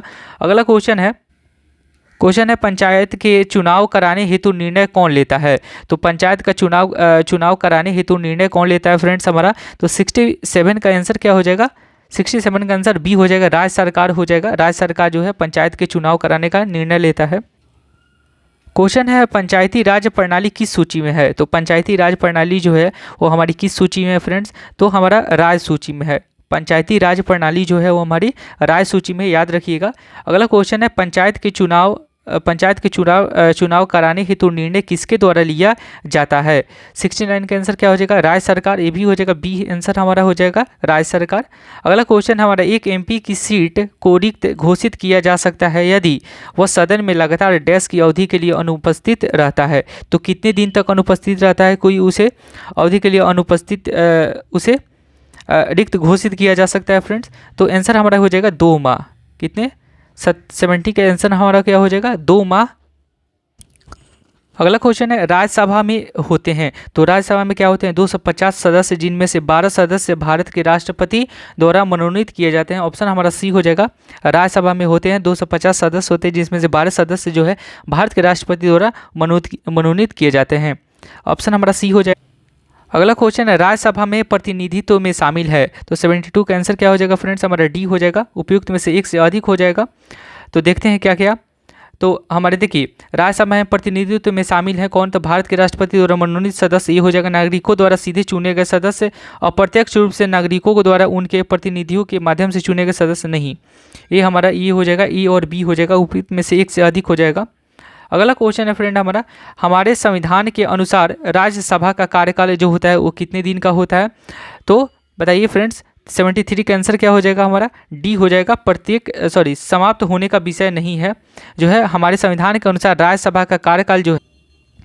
तो फ्रेंड्स हमारा आंसर हमारा समाप्त होने का विषय नहीं है, जो राज्यसभा है वो कभी भी समाप्त नहीं होता है, याद रखिएगा। जो हमारा ये लोकसभा है उसे भंग किया जा सकता है, उसे समाप्त किया जा सकता है, लेकिन राज्यसभा का जो कार्यकाल है वो समाप्त नहीं होता है। प्रत्येक 5 वर्ष और प्रत्येक 6 वर्ष समाप्त हो जाते नहीं। ये हमारा इसके जो सदस्य होते हैं, राज्यसभा के जो सदस्य होते हैं, उनका कार्यकाल कितना होता है? उनका कार्यकाल जो होता है फ्रेंड्स हमारा वो 6 वर्ष होता है। कितने होते हैं? उनका कार्यकाल जो होता है वो कितना होता है? 6 वर्ष होता है, याद रखिएगा, 6 वर्ष होता है। किसका? तो जो राज्यसभा के सदस्य होते हैं उनका कार्यकाल कितना होता है? 6 वर्ष रहता है और राज्यसभा कभी विघटन नहीं होता है। अगला क्वेश्चन है किस सभा का अध्यक्ष उसका सदस्य नहीं होता है? तो 74 का आंसर क्या हो जाएगा फ्रेंड्स? ये हो जाएगा राज्यसभा हो जाएगा। किस सभा का अध्यक्ष उसका सदस्य नहीं होता है? तो राज्यसभा। क्वेश्चन है राज्यसभा का पदेन अध्यक्ष कौन होता है? 75 का आंसर क्या हो जाएगा फ्रेंड्स हमारा? बी हो जाएगा, उपराष्ट्रपति हो जाएगा। राज्यसभा का पदेन अध्यक्ष कौन होता है? उपराष्ट्रपति। अगला क्वेश्चन है लोकसभा में सामान्यतः कितने सत्र होते हैं? तो लोकसभा में कितने सत्र होते हैं फ्रेंड्स? हमारा 3 होते हैं, याद रखिएगा, ऑप्शन ई हो जाएगा। अगला क्वेश्चन है हमारा संसद के 2 सत्रों के बीच आधिकारिक अंतराल होना चाहिए। तो 77 का आंसर क्या हो जाएगा? बी हो जाएगा, 6 महीने का अंतराल होना चाहिए। संसद के 2 सत्रों के बीच आधिकारिक अंतराल होने चाहिए, तो 6 महीने हो जाएंगे फ्रेंड्स। अगला क्वेश्चन है लोकसभा के कम से कम कितने सत्र बुलाए जाते हैं? तो बताइए फ्रेंड्स क्या हो जाएगा? ऑप्शन बी हो जाएगा, वर्ष में 2 बार बुलाए जाते हैं। लोकसभा के कम से कम कितने सत्र बुलाए जाते हैं? तो वर्ष में 2 बार बुलाए जाते हैं। क्वेश्चन है सिक्किम भारत का एक राज्य बनाया गया था, तो कब बनाया गया था फ्रेंड्स बताइए? 79 का आंसर क्या हो जाएगा हमारा? 79 का ऑप्शन हमारा ई हो जाएगा, इनमें से कोई नहीं। अभी तो बताए हैं 30वें, 32वें, 35वें, 42वें, लेकिन इसमें कौन से बनाए गए थे? तो 36वें संविधान संशोधन। 35वें संविधान संशोधन 1974 के द्वारा सिक्किम को भारत में संयुक्त राज्य रूप में शामिल किया गया, लेकिन 36वें संविधान संशोधन अधिनियम 1975 द्वारा सिक्किम को 22वां राज्य का दर्जा प्रदान किया गया। तो ये पूछेगा कि संयुक्त राज्य के रूप में शामिल किया गया, तो 35वें संविधान संशोधन 1974 के द्वारा ये संयुक्त किया गया केवल, लेकिन अगर उसको बनाया गया सिक्किम को राज्य का दर्जा जब प्राप्त हुआ, तो राज्य का दर्जा प्राप्त होता तो उस समय 1975 में 22वां राज्य बना हमारा सिक्किम, और 36वें संविधान संशोधन के द्वारा, याद रखिएगा। क्वेश्चन है निम्नलिखित कथनों में से कौन सही नहीं है? तो 80 का ऑप्शन बताना है कौन सही नहीं है फ्रेंड्स। तो धन संपत्ति के मामले में राज्यसभा शक्तिहीन है, सही है। धन विधेयक की शुरुआत राज्यसभा में होती है, नहीं, गलत है। यही आंसर हमारा हो जाएगा, 80 का बी हो जाएगा फ्रेंड्स हमारा। निम्नलिखित कथनों में से कौन सही नहीं है? तो धन विधेयक की शुरुआत राज्यसभा में होती है, नहीं, धन विधेयक की शुरुआत जो है वो लोकसभा में होती है फ्रेंड्स। ऑप्शन है हमारा, क्वेश्चन हमारा धन विधेयक पेश किया जा सकता है, तो आंसर हमारा ये हो जाएगा केवल लोकसभा में, जो कि मैं अभी बताया था। धन विधेयक केवल लोकसभा में पेश किया जाता है। क्वेश्चन है लेखानुदान बना है, किस लिए बना है? तो ऑप्शन हमारा ई है, ऑप्शन इस। तो फ्रेंड्स हमारा ऑप्शन सॉरी ई नहीं होगा, सी होगा। लेखानुदान जो है बजट पारित लंबित होने के कारण निधि आवंटन हेतु बना है, तो ऑप्शन हमारा हो जाएगा सी हो जाएगा। अगला क्वेश्चन है हमारा फ्रेंड्स लोक लेखा समिति अपनी रिपोर्ट प्रस्तुत करती है। लोक लेखा समिति अपनी रिपोर्ट प्रस्तुत करती है, कब करती है? तो 83 का आंसर क्या हो जाएगा फ्रेंड्स हमारा? बी हो जाएगा, लोकसभा के स्पीकर को करती है। लोक लेखा समिति अपनी रिपोर्ट प्रस्तुत करती है, लोकसभा के स्पीकर को करती है। अगला क्वेश्चन है हमारा 84 निम्नलिखित कथनों में से कौन सा एक सही नहीं है, ये बताना है। 84 का आंसर क्या हो जाएगा फ्रेंड्स हमारा? तो 84 का आंसर हमारा सर्वोच्च न्यायालय का गठन 1950 में हुआ था, यही तो गलत है हमारा, ये हमारा ऑप्शन नहीं होगा। क्वेश्चन है फ्रेंड सर्वोच्च न्यायालय एक है, तो हमारा ऑप्शन हो जाएगा ई हो जाएगा, उपयुक्त में से कोई नहीं, उपयुक्त में से एक से अधिक, तो उपयुक्त में से एक से अधिक हो जाएगा, क्योंकि सर्वोच्च न्यायालय जो है हमारा संघीय न्यायालय भी है, मानव अधिकारों का संरक्षक भी है, और संविधान का अंतिम विवेचक भी है, सिविल न्यायालय नहीं है। तो क्या हो जाएगा हमारा संघीय न्यायालय, मानव अधिकारों का संरक्षक और संविधान का अंतिम विवेचक, ये हमारा तीनों हो जाएगा, तो एक से अधिक हो जाएगा फ्रेंड्स हमारा। अगला क्वेश्चन है हमारा फ्रेंड्स राज्य सरकार का कार्यकारी अध्यक्ष संवैधानिक प्रमुख जो है कौन है? तो 86 का आंसर हमारा क्या हो जाएगा फ्रेंड्स बताइए? ऑप्शन हमारा बी हो जाएगा, राज्यपाल हो जाएगा। राज्य सरकार का कार्यकारी अध्यक्ष इसको बोलते हैं हम लोग, तो राज्यपाल को बोलते हैं। अगला क्वेश्चन है एक उच्च न्यायालय का न्यायाधीश अपना त्याग पत्र संबोधित करता है, तो फ्रेंड्स क्या हो जाएगा आंसर हमारा? ये हो जाएगा, राष्ट्रपति को करता है। एक उच्च न्यायालय का न्यायाधीश अपना त्यागपत्र संबोधित करता है, किसको? तो राष्ट्रपति को करता है। क्वेश्चन है भारत में चलित न्यायालय मोबाइल कोर्ट इसका मानस पुत्र है, तो 88 का आंसर क्या हो जाएगा फ्रेंड्स हमारा? सी हो जाएगा, डॉक्टर APJ अब्दुल कलाम। क्या हो जाएगा? भारत में चलित न्यायालय इसका मानस पुत्र है, तो APJ अब्दुल कलाम। ये बोल रहा है कि 4 अगस्त 2007 को हरियाणा के नूह जिले में स्थित पुनाहाना में देश पहली मोबाइल चलित अदालत का उद्घाटन किया गया, जो कि इसका शुभारंभ भारत के तत्कालीन मुख्य न्यायाधीश केजी बालकृष्णन ने किया था। इसका उद्देश्य सुदूर एवं पिछड़ी इलाकों तक न्यायिक व्यवस्था का लाभ पहुंचाना है। इस प्रकार के न्यायालयों का परिकल्पना सर्वप्रथम भूतपूर्व राष्ट्रपति डॉक्टर एपीजे अब्दुल कलाम ने की थी। तो आंसर हमारा हो जाएगा एपीजे अब्दुल कलाम। तो एपीजे अब्दुल कलाम ने ही इनके दिमाग में ऊपर जाया था किसका, तो भारत में चलित न्यायालय मोबाइल कोर्ट का। ठीक है फ्रेंड्स, तो ऑप्शन हमारा सी हो जाएगा। क्वेश्चन फ्रेंड हमारा, किस अनुच्छेद के अनुसार भारत के राष्ट्रपति द्वारा राष्ट्रीय आपातकाल की घोषणा की जा सकती है? तो 89 का आंसर क्या हो जाएगा फ्रेंड्स, हमारा बताइए। तो ई हो जाएगा 352 हो जाएगा, जो कि 352 के अनुसार राष्ट्रपति द्वारा राष्ट्रीय आपातकाल की घोषणा की जाती है 352 के अनुसार। क्वेश्चन है, राष्ट्रपति राष्ट्रीय आपातकाल की घोषणा कर सकता है, तो कब कर सकता है फ्रेंड्स हमारा? तो आंसर हमारा हो जाएगा डी, ऊपर वर्णित सभी कारणों के कारण पर, हथियारबंद विद्रोह के आधार पर, बाह्य आक्रमण के आधार पर, युद्ध के आधार पर, कभी किसी के आधार पर वो कर सकता है। तो ऑप्शन हमारा डी हो जाएगा। अगला क्वेश्चन है, केंद्र और राज्य की व्यवस्थापिकाओं के लिए मतदान की न्यूनतम उम्र की सीमा 21 वर्ष से घटाकर 18 वर्ष की गई, कब की गई बताइए फ्रेंड्स? तो 61वें संविधान में की, संविधान संशोधन 1989 में की गई। 91 का क्या हो जाएगा आंसर हमारा? 91 का आंसर हमारा सी हो जाएगा, 61वें संशोधन 1989 में की गई। अगला क्वेश्चन है हमारा, आम चुनावों में मतदान की आयु 21 वर्ष से घटाकर 18 वर्ष कर दी गई, तो ये कब की गई? तो 61वें संविधान संशोधन, रिपीटेड क्वेश्चन है फ्रेंड हमारा। अगला क्वेश्चन है, भारतीय संविधान की 8वीं सूची में मान्य सरकारी भाषाओं की संख्या है, तो आंसर क्या हो जाएगा? 93 का आंसर फ्रेंड्स हमारा हो जाएगा सी हो जाएगा, 18 हो जाएगा। भारतीय संविधान की 8वीं सूची में मान्य सरकारी भाषाओं की संख्या है 18। तो 92वें संविधान संशोधन 2003 से पूर्व संविधान की 8वीं अनुसूची में शामिल भाषाओं की संख्या 18 थी फ्रेंड्स, जो 92वें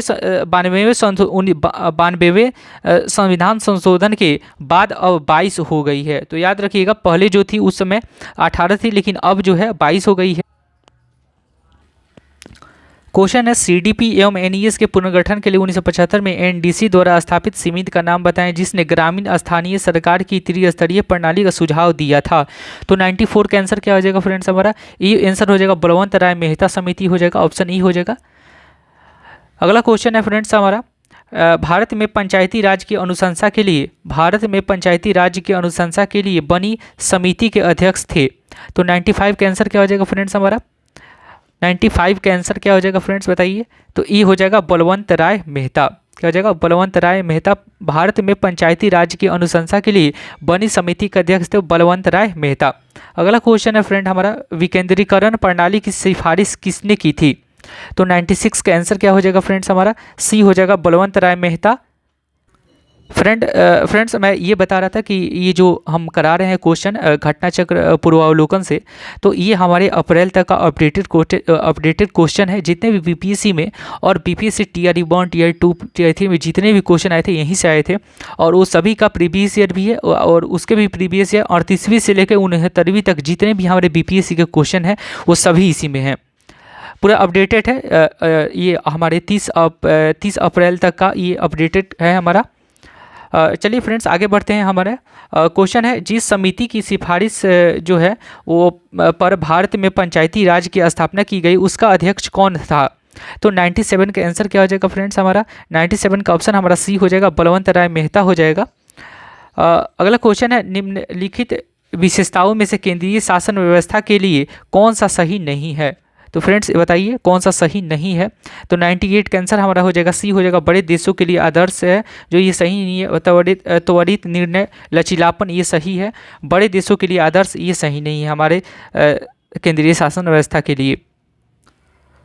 क्वेश्चन है, अशोक मेहता समिति ने निम्नलिखित की सिफारिश की।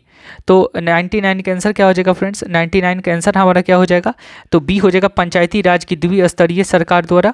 अशोक मेहता समिति ने निम्नलिखित में से किसकी सिफारिश की? तो पंचायती राज की द्विस्तरीय सरकार। 99 का आंसर क्या हो जाएगा फ्रेंड्स हमारा? बी हो जाएगा। अगला क्वेश्चन है, ब्लॉक स्तर पर पंचायत समिति है, ब्लॉक स्तर पर पंचायत समिति जो है तो 100 का क्या हो जाएगा फ्रेंड्स हमारा? 100 का क्या हो जाएगा बताइए? तो हो जाएगा बी हो जाएगा, प्रशासनिक प्राधिकरण। क्या हो जाएगा? प्रशासनिक प्राधिकरण हो जाएगा। ब्लॉक स्तर पर पंचायत समिति जो है वह प्रशासनिक प्राधिकरण है। अगला क्वेश्चन है फ्रेंड हमारा, क्वेश्चन है भारत में ब्लॉक स्तर पर बनी पंचायत समिति केवल है तो कैसी है? तो हमारी ये प्रशासनिक प्राधिकारी है। भारत में ब्लॉक स्तर पर बनी पंचायत समिति जो है प्रशासनिक अधिकारी है। अगला क्वेश्चन है 14 अगस्त 2007 को संसद द्वारा भारतीय संविधान में संशोधन के उपरांत अब अनुसूचित जाति की सूची में जातियों की संख्या जो है कितनी है? तो बताना है फ्रेंड्स कितनी है। तो हमारी 14 से 10 है, याद रखिएगा। सॉरी फ्रेंड्स, ऑप्शन हमारा बी हो जाएगा, 12 से 6 हो जाएगा। 14 अगस्त 2007 को संसद द्वारा भारतीय संविधान में संशोधन के उपरांत अब अनुसूचित जाति की सूची में जातियों की संख्या जो है वो 12 से 6 है, याद रखिएगा। क्योंकि प्रश्नकाल के समय अनुसूचित जातियों की संख्या 12 से 6 थी और 23 सितंबर 2008 को संसद द्वारा भारतीय संविधान में संशोधन के बाद अनुसूचित जाति की सूची में अनुसूचित जातियों की संख्या 1208 हो गई है। तो अभी 1208 है और उस समय 12 से 6 थी। अगला है निम्न में से कौन संयुक्त राष्ट्र की सुरक्षा परिषद का अस्थायी सदस्य नहीं है? तो इसमें से कौन सा नहीं है? कंट्री का, देश का नाम बताना है फ्रेंड्स हमारा। तो बताइए, जर्मनी जो है नहीं है, बाकी सब है, फ्रांस है, चीन है, हमारा ग्रेट ब्रिटेन है। संयुक्त राष्ट्र सुरक्षा परिषद में कुल 15 सदस्य होते हैं, जिसमें से 5 अस्थायी सदस्य होते हैं और 10 हमारे अस्थायी होते हैं। तो 5 अस्थायी सदस्य में हमारे अमेरिका है, यूनाइटेड किंगडम है, ब्रिटेन है, रूस है, फ्रांस है, चीन है। तो 1 2 3 4 और ये 5, 1 2 3 4 और ये 5 हो गए और शेष 10 अस्थायी सदस्य हैं 2 वर्षों के कार्यकाल के लिए संयुक्त राष्ट्र महासभा द्वारा चुने जाते हैं। तो याद रखिएगा कि ये जो हमारे अस्थायी सदस्य हैं वो कितने वर्षों के लिए चुने जाते हैं संयुक्त राष्ट्र महासभा के द्वारा? तो 2 सालों के लिए चुने जाते हैं। बहुत ही इंपॉर्टेंट क्वेश्चन है फ्रेंड्स, और हमारा भी इस क्वेश्चन मानिएगा, इसमें से क्वेश्चन आते ही आते हैं एक न एक, तो याद रखिएगा इसे। अगला क्वेश्चन हमारा एमनेस्टी इंटरनेशनल का एक संगठन है जो जुड़ा हुआ है, किससे जुड़ा हुआ है फ्रेंड्स? तो 104 का आंसर हमारा हो जाएगा बी, मानव अधिकारों के संरक्षण से जुड़ा है एमनेस्टी इंटरनेशनल मुख्यालय, जो कि इसका जो संगठन एमनेस्टी इंटरनेशनल है इसका मुख्यालय जो है हमारे लंदन में है। कहाँ है? लंदन में है, याद रखिएगा, जो कि एक मानव अधिकारों के संरक्षण से है, यहाँ पे है। और इसका अब इसकी स्थापना जो है 1961 में लंदन के एक बैरिस्टर पीटर बेनेंसन ने की थी, जो कि 1961 में की थी। तो एमनेस्टी इंटरनेशनल जो है वो हमारा विश्वव्यापी स्वयं सेवी संस्था है, याद रखिएगा। पूछ देगा कि इंटरनेशनल जो है हमारा कौन सा एक संस्था है? तो विश्वव्यापी स्वयं सेवी संस्था है, जो कि मानव अधिकारों के लिए कार्य करती है और इसकी स्थापना 1961 में लंदन में की गई थी। और याद रखिएगा, बस इतना ही याद रखिएगा। अगला क्वेश्चन है चीन की समाचार एजेंसी का क्या नाम है? बताइए फ्रेंड्स, 105 का आंसर क्या हो जाएगा हमारा? तो सी हो जाएगा, new China new agency, option हमारा सी हो जाएगा। अगला क्वेश्चन है हमारा किस देश की सरकारी रिपोर्ट को येलो बुक कहा जाता है? बताइए फ्रेंड्स, ये तो बहुत ही हमारा इजी क्वेश्चन है, 106 का। तो हमारा फ्रांस की सरकारी रिपोर्ट को येलो बुक कहा जाता है फ्रेंड्स। अगला क्वेश्चन है भारत के प्रथम विधि विश्वविद्यालय की स्थापना अगस्त 1987 में कहाँ हुई थी? 1987 में कहाँ हुई थी? 107 का आंसर क्या हो जाएगा फ्रेंड्स हमारा? सी हो जाएगा, बंगलुरु में हुई थी। कहाँ हुई थी? तो बंगलुरु में हुई थी, याद रखिएगा, 1986 में हुई थी बंगलुरु में। अगला क्वेश्चन हमारा सीमा सुरक्षा बल की स्थापना जो है कब हुई थी? सीमा सुरक्षा बल की स्थापना जो है वो कब हुई थी फ्रेंड्स? तो 1965 में हुई थी। बीएसएफ पूछेगा, बीएसएफ की स्थापना कब हुई थी? तो 1965 में हुई थी, याद रखिएगा। अगला क्वेश्चन है भारतीय संविधान को संविधान सभा द्वारा अंगीकृत किया गया। भारतीय संविधान को कब किया गया अंगीकृत? याद रखिएगा, तो 109 का 109 का आंसर क्या हो जाएगा फ्रेंड्स हमारा? 109 का आंसर हमारा ये हो जाएगा, 26 नवंबर 1949 को किया गया था। भारतीय संविधान को संविधान सभा द्वारा अंगीकृत किया गया, तो 26 नवंबर 1949 को किया गया। क्वेश्चन है भारतीय संविधान दिवस मनाया जाता है, तो कब मनाया जाता है फ्रेंड्स बताइए? तो 26 नवंबर को मनाया जाता है भारतीय संविधान दिवस।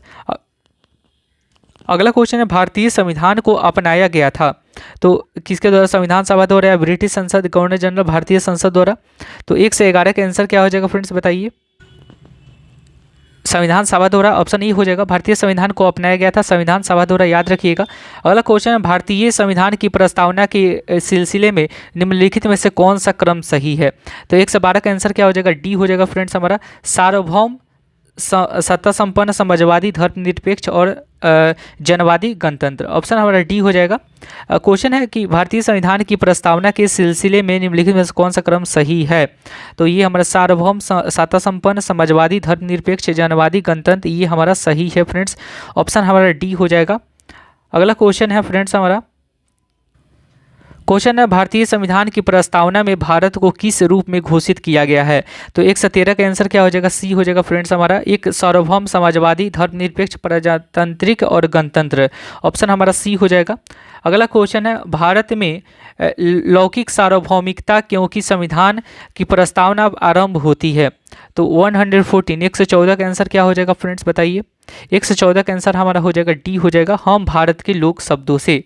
क्या होता है, भारत में लौकिक सार्वभौमिकता क्योंकि संविधान की प्रस्तावना आरंभ होती है, हम भारत के लोक शब्दों से होती है, ऑप्शन डी हो जाएगा। अगला क्वेश्चन है भारत में प्रजातंत्र इस तथ्य पर आधारित है कि 115 का आंसर क्या हो जाएगा, सी हो जाएगा, जनता को सरकारों को चुनने तथा बदलने का अधिकार प्राप्त है, ऑप्शन हमारा सी हो जाएगा फ्रेंड्स हमारा। भारत में प्रजातंत्र इस तथ्य पर आधारित है कि जनता को सरकारों को चुनने तथा बदलने का अधिकार प्राप्त है, ऑप्शन हमारा क्या हो जाएगा, सी हो जाएगा, सी हो जाएगा। अगला क्वेश्चन है फ्रेंड्स हमारा, भारतीय संविधान की प्रकृति क्या है। तो 116 का आंसर क्या हो जाएगा हमारा, डी हो जाएगा, प्रकृति में संघीय किंतु भावना में एकात्मक, ऑप्शन क्या हो जाएगा, डी हो जाएगा। भारतीय संविधान की प्रकृति क्या है, तो प्रकृति में संघीय किंतु भावना में एकात्मक हो जाएगा, ऑप्शन हमारा डी हो जाएगा। क्वेश्चन भारतीय संविधान की 10वीं अनुसूची का संबंध है। तो 117 का आंसर क्या हो जाएगा फ्रेंड्स हमारा, ऑप्शन हमारा डी हो जाएगा, दल बदल विरोध कानून हो जाएगा, जो कि 1952 में लाया गया था। ये दल बदल कानून भारतीय संविधान की 10वीं अनुसूची का संबंध है दल बदल विरोध कानून से, जो कि सॉरी फ्रेंड्स 1952 नहीं हो गया, 1985 में लाया गया था। ये कब लाया गया था, 1985 में लाया गया था हमारा, 1985 में जो तो 1985 में लाया गया था, जो कि ये 92वें संशोधन द्वारा लाया गया था, याद रखिएगा। ये 52वां संविधान संशोधन द्वारा लाया गया था। भारतीय संविधान की 10वीं अनुसूची जो है वो दल बदल विरोध कानून से है, और 1985 में 52वां संविधान संशोधन से लाया गया था, याद रखिएगा। क्वेश्चन है फ्रेंड हमारा, भूमि सुधार डैश के विषयों को अंतर्गत है। तो 118 का आंसर क्या हो जाएगा फ्रेंड्स हमारा, 118 का आंसर हमारा सी हो जाएगा, राज सूची हो जाएगा। भूमि सुधार जो है राज सूची के विषयों के अंतर्गत है। भूमि सुधार किसके अंतर्गत है, तो राज सूची के विषय के अंतर्गत है। अगला क्वेश्चन है, भारतीय नागरिकता नहीं प्राप्त की जा सकती है। तो कब प्राप्त नहीं की जा सकती फ्रेंड, तो भारतीय बैंक में धन जमा करके, जन्म द्वारा, देशीकरण द्वारा, किसी भूभाग के सम्मिलन द्वारा, इससे हो सकता है, लेकिन भारतीय बैंक में धन जमा करके भारतीय नागरिकता नहीं प्राप्त की जा सकती है फ्रेंड्स। क्वेश्चन है फ्रेंड हमारा, नागरिकता संशोधन कानून कब पारित हुआ। तो 120 का आंसर क्या हो जाएगा फ्रेंड्स हमारा, बी हो जाएगा। क्या हो जाएगा, 11 दिसंबर 2019 को नागरिकता संशोधन कानून कब पारित हुआ था, तो 11 दिसंबर 2019। क्वेश्चन है, विधि का नियम या कानून का अधिराज्य का मतलब क्या है। तो ऑप्शन हमारा ई हो जाएगा, सभी के लिए एक कानून और सभी के लिए एक न्यायतंत्र, ऑप्शन हमारा ई हो जाएगा फ्रेंड्स। अगला क्वेश्चन है हमारा, निम्नलिखित में से किसको संविधान द्वारा मौलिक अधिकारों को लागू करने की शक्ति दी गई। तो 122 का आंसर क्या हो जाएगा फ्रेंड्स हमारा, 122 का आंसर हमारा हो जाएगा डी हो जाएगा, सर्वोच्च न्यायालय एवं उच्च न्यायालय द्वारा, ऑप्शन हमारा डी हो जाएगा। निम्नलिखित में से किसको संविधान द्वारा मौलिक अधिकारों को लागू करने की शक्ति दी गई, तो संविधान सर्वोच्च न्यायालय एवं उच्च न्यायालय द्वारा। क्वेश्चन है, भारतीय संविधान में किस अनुच्छेद के अंतर्गत नागरिकों को मौलिक अधिकार प्रदान किए गए। तो 123 का आंसर क्या हो जाएगा फ्रेंड्स हमारा, बी हो जाएगा, अनुच्छेद 12 से 35। क्या हो जाएगा, अनुच्छेद 12 से 35।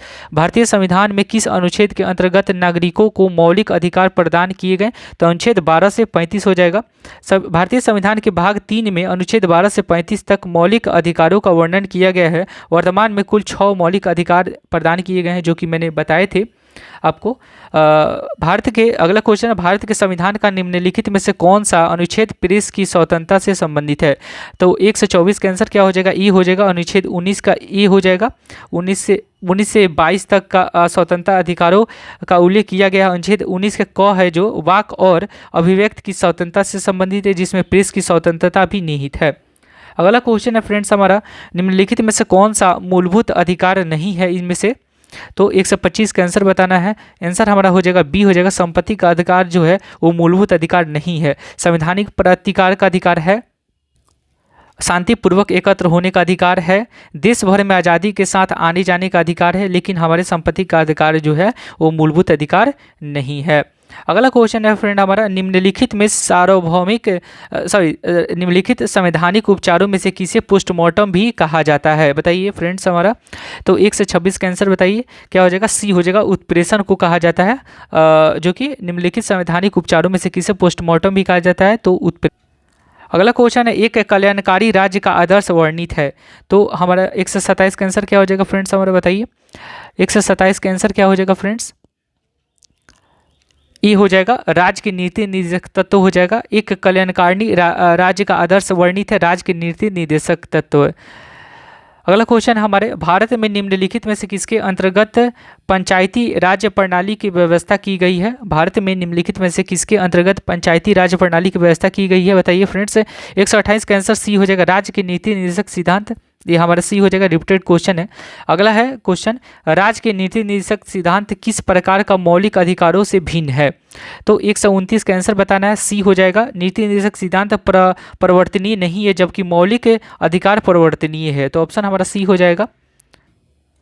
क्वेश्चन है, मौलिक कर्तव्यों को निर्धारित किया गया। तो 130 का आंसर क्या हो जाएगा फ्रेंड्स हमारा? 130 का आंसर हमारा सी हो जाएगा, 42वें संविधान संशोधन 1976 द्वारा किया गया। ये मौलिक कर्तव्यों को निर्धारित किया गया, 42वें संविधान संशोधन 1976 में किया गया।